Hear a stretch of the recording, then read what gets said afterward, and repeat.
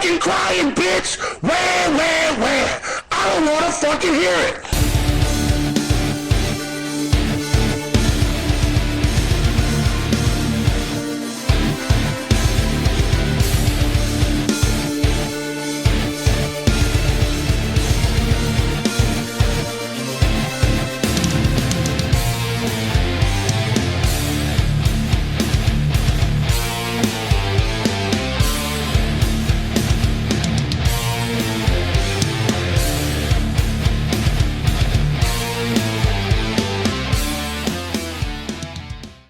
Hello everyone, how's everyone doing? And I have a lot to talk about today. So, the PTB just released for Dead by Daylight update 9.6.0. We got one of the biggest changes that have come in DBD history, and some buffs that I want to talk about, because it's been the most controversial part of the update, that the buffs didn't really do anything for most of the characters, but I want to go in order real quick, so I'm just going to cut right to it and get to the first part. So, what they have done is they have introduced diminishing returns. This might be one of the riskiest and biggest changes that behavior has done in Dead by Daylight. So to pretty much sum it up, because it's been discussed before, what diminishing returns pretty much is that action speeds like healing, repairing speed, or actions that speed up characters like haste and other effects are pretty much going to have diminishing returns. So let's say like I bring Will Make It, for example. That gives you 100% healing speed. And then let's say I run Botany Knowledge. That effect will be cut in half because the 100% is the highest value. And Botany will now be only 25% instead of 50. And this will go on and so forth the more haste perks you run. Same goes for other effects like repair speed. Like you run a toolbox, then you run something that increases your repair speed, that will also get halved. This is a very major change because a thing that Behavior has said in the stream was that this is meant to make the meta, not change the meta, but introduce more variety. And this is a strange topic, honestly, because I was confused at first when I first read this, because I was like, I don't know, this sounds weird. But after like actually seeing footage and actually seeing the diminishing returns, honestly, I think it's for the better. I think this is for the better, honestly, because now that there's diminishing returns for perks, they can actually go back and rebuff certain perks that were a little too strong. Like they could actually buff Hope back, they could buff Boon Dark Theory, they could buff a lot of perks that were weak because the numbers were too low now that the diminishing returns are here. But this also introduces some problems. For problem one, this doesn't actually change the meta of what's being run. Like, for example, Dead Man's, Pop Goes the Weasel, Pain Residence, or Dead Hard, the exhaustion perks. It doesn't really change that. But to be fair, the goal wasn't to change the meta. It was just to do this as a baby step, as a stepping stone to actually buff more perks to where, like, let's say I run Rapid Brutality. They can make that 10% haste now if I hit someone. It won't be broken because the other haste perks will not stack anymore because of the diminishing returns, which is a good thing. I'm happy that they did this. I feel this will be affecting the game much better. A lot of people, once again, are doing their damn doom posting, doing their doomsday, but I think it'll be fine, honestly. I think it's for the better that the diminishing returns are here. That's my thoughts on it. I think they're going to improve upon it when it comes to live servers. But that's my thoughts on diminishing returns. The next thing that I wanted to talk about was the best part of the whole update. Honestly, the one fucking positive that is great is seeing your teammates' perks. The number one feature that I have asked for since playing, you can finally see your teammates' perks during the game. 10 out of 10. Excellent change. Just the one thing I don't like seeing the killer that I'm going against at the beginning. That should be hidden. The killer icon should really be hidden until a survivor gets injured or put in the dying state. Then it should reveal who the killer is, because this nerfs stealth killer severely, like Ghostface, Wraith, Michael Myers. They should not be showing what killer icon or what killer you're going against at the very beginning of the game. And I get why it's like this, because this actually will buff solo and bring and edge the gap to Survive with Friends, which is great. I'm happy they're finally, mending the rift between solo and Survive with Friend formats. But they need to change that killer icon so that way it doesn't just show up instantly. They need to just make it to where it activates, like I said, either injure, down, or first hook, so that way it's more fair on the killer side. And that's it for those two. Let's move on to what they did with the killers. Alright, so getting on to the killers now. After 6 long years, the Blight's reign of terror has finally come to an end. In this update, they have finally nerfed the Blight, and I couldn't be fucking happier that they did. But before I go into it, it is a little kind of poetic and funny that this came right after Momo's almost 2,000 win streak came to an end. It's just poetic that happened, and then the devs announced that they're nerfing Blight. But let's get to the changes. So what they did was honestly a change that I actually suggested when Blight was becoming annoying. Was he is now 110% or 4.4 meters a second.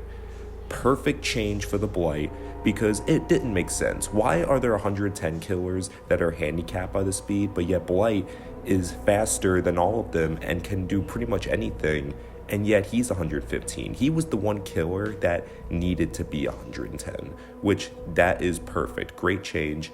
The next change, if he breaks a pallet, be either breaking it or rushing and breaking it, he will now lose 2 tokens. So pretty much like Kaneki, when he breaks a pallet, he loses his dash token.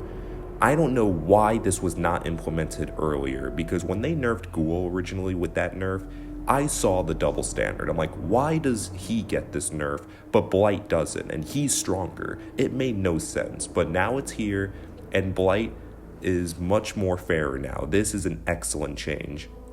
And I find it just so funny that out of all the changes, this is the one change where the killer side and the survivor side both agreed, yeah, he deserved it. They were all like, I agree. And they did it. This is the one and only time both sides have actually held hands and said, yeah, we agree. This motherfucker needed to get his legs cut off. And I couldn't be happier. I'm very happy he finally got this nerf. Now, how will it affect his strength? He'll still be the strongest killer in the game. He'll still be S tier. He's still going to be up there in the tier lists, but he's not going to be as annoying. He's not just going to be the M1 doesn't use power killer. He actually has to use his power now, which is for the better. And I hate to say it, but that's all the positives I have for the Blight and the killer updates, because I don't even want to read the killer updates, honestly, because they are so fucking minimal that it's not good at all. But I will say the only change I will say that benefited the killers was honestly Springtrap, Wesker, and the Demogorgon. I'm not even going to read all the other killer changes because honestly, they're just not very good. And my problem is that, see, I knew it wasn't going to be big changes. Like, I knew it was just going to be number tweaks. Like, people are freaking out online saying this is the worst update ever, worst mid-chapter ever, worst update ever. But come on, I was here when fucking patch 5.5 happened. That was the update where they updated nothing. There was nothing updated at all in that patch. The only thing that patch did good was fix all the nurses' bugs and bring back Pinhead's voice, played by Doug Bradley.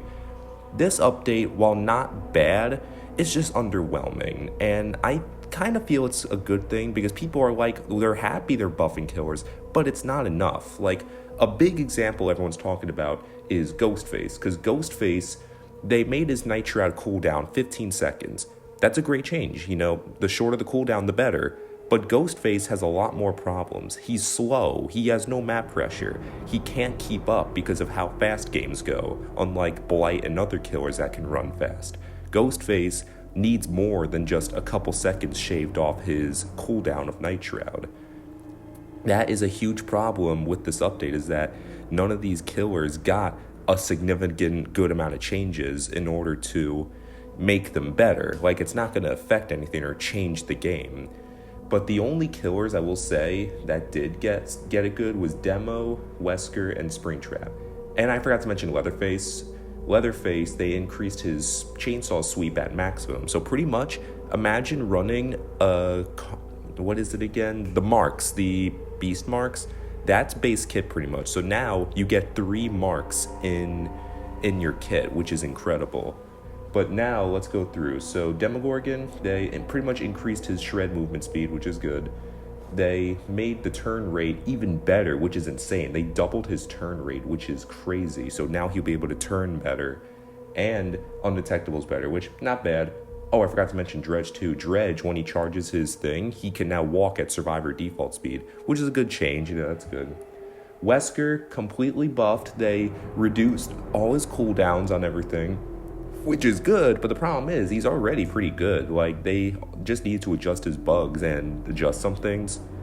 Springtrap, though, is a major problem, I will say, because the devs hyped up in the stream that they were going to change the doors and make it to where Springtrap, they're going to use the doors more often, the survivors. But all they did was just reduce the battery consumption on using the cameras and teleporting. And to be honest, I didn't even know you use battery when you teleport a survivor. I didn't even know you used the battery in the first place. When I read the patch, my first thought was, I'm sorry, this is not going to encourage survivors to use the cameras. They could have come up with more concepts, like, I don't know, make it to where he gets hindered, or make it to where his auras, he's undetectable. I don't know, anything other than just fucking reduce the battery charge. That's a stupid change. But I will say the best change that Springtrap got was the key binding on his fire axe, because I hated it when I threw the axe at someone and I kept trying to tap my M1, my RT button, just to grab the axe, and I would just down them. Making it the other button is such a great change, and it makes him much smoother to play. So I will give the positive that the Springtrap fire axe change is a great change.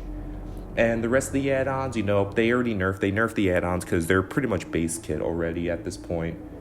But that's the thing. I don't like that at all, because if you make an add-on base kit, why nerf the add-on? Just rework it into something else. I don't even care if it fucking makes them 0% movement speed. At least just rework the add-on so that way you can fully put it into the killer's base kit so that you don't have a wasted add-on slot. But that's just my personal opinion. And the final thing I wanted to address, which it's a little hard to talk about because it's not the final version, it's Fast Track. Now, originally, I was going to make a whole video on Fast Track, but I waited to do it because I knew it was just the flavor of the month. Fast Track was just the Eugene of the month. Just another perk that was so popular, every killer main YouTuber loves to shit on behavior and say this perk has ruined Dead by Daylight. It really didn't. It's just another flavor of the month perk. But what interested me was that the nerf they're giving it is actually a nerf I suggested. So they're pretty much just making it to where now instead of 2% progress a token, you're now only getting 1% permanent progress. So pretty much you get 9% permanent progress. But Darva said in his stream saying that he didn't like it because it doesn't change the problem with the perk. Very disappointed in this. Very disappointed. They don't rework it. They don't make it so it's a punishing perk if killer is tunneling someone. They just take the perk we have right now and divide it in half. That's literally it. Will that make it less problematic? Sure. Will it make it more interesting? No. No. I don't know. I didn't agree with him because I'm like, I don't know. I don't want them to completely gut the perk just because of a fucking bunch of crybabies. However, though, Mandy from the Dead by Daylight forums has said this is not the final version of the perk. Apparently, it will go back to 2%, but they're going to change the activation requirement. So that's interesting. So it's weird how this isn't even going to be the final version of Fast Track. There's going to be a completely new version that still has the permanent gen, getting removed.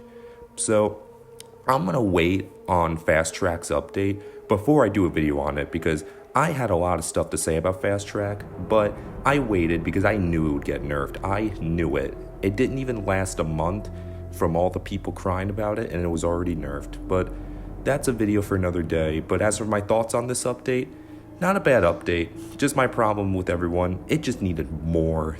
I wish there was more changes. But I get why there's nothing really, because they wanted to focus solely on the diminishing returns, which for the better. I'm gonna make some separate videos about the diminishing returns because I really feel this will be the best update coming in terms of DBD's health with all these diminishing returns, because it can affect perks, killers, so many things that got nerfed originally because of stacking could finally get reverted or buffed again.